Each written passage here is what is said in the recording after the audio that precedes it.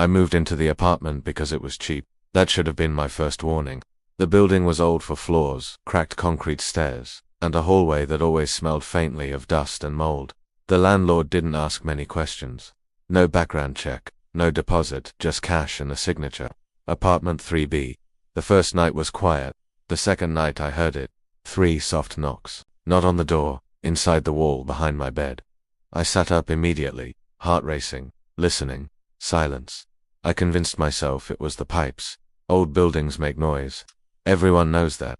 On the third night the knocks came again.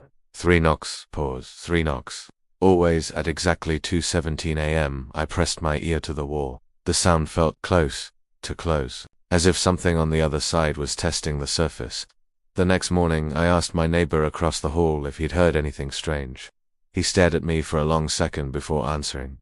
"You hear the knocking too?" My stomach dropped. He told me it started months ago. Always at night. Always the walls. Not loud enough to report. Not clear enough to prove. Maintenance never found anything. They said there's no hollow space back there, he added. But that's a lie. That night, I recorded audio on my phone and went to sleep.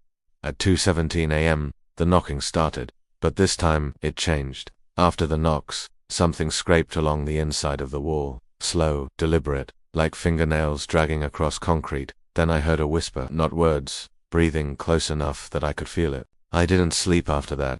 The next day, I noticed something new. A thin crack had appeared in the wall behind my bed. Barely visible, but it hadn't been there before. I touched it. The wall was warm.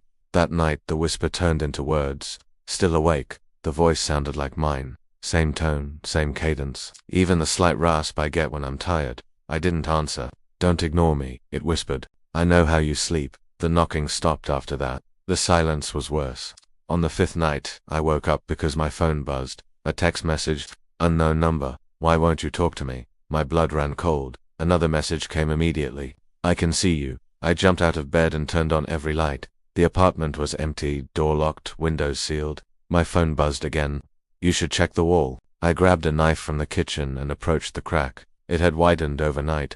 Thin flakes of plaster littered the floor beneath it. From inside the crack, an eye blinked open. My eye, same color, same scar above the brow, the one I got as a kid. It smiled. The wall began to split open, slowly, painfully, like something stretching skin that was never meant to move. Hands pushed through first, pale, twisted, fingers too long. Then a face emerged, mine but wrong. Its smile was too wide. Its eyes didn't blink at the same time. Its breathing was erratic, like it hadn't learned how lungs worked yet. "I've been trapped here for years," it said, "waiting for someone who fit." I stumbled backward, screaming. It laughed. "You think you're the real one?" it asked. "I was here first." The lights went out. When they came back on, the wall was whole again. No crack, no damage, no sign of anything. I ran out of the apartment and never went back. The landlord didn't answer my calls. The building doesn't exist on Google Maps anymore. Last night I got another message. From my own number. "You left the door open." And now I hear knocking. 3 times. From inside my wall.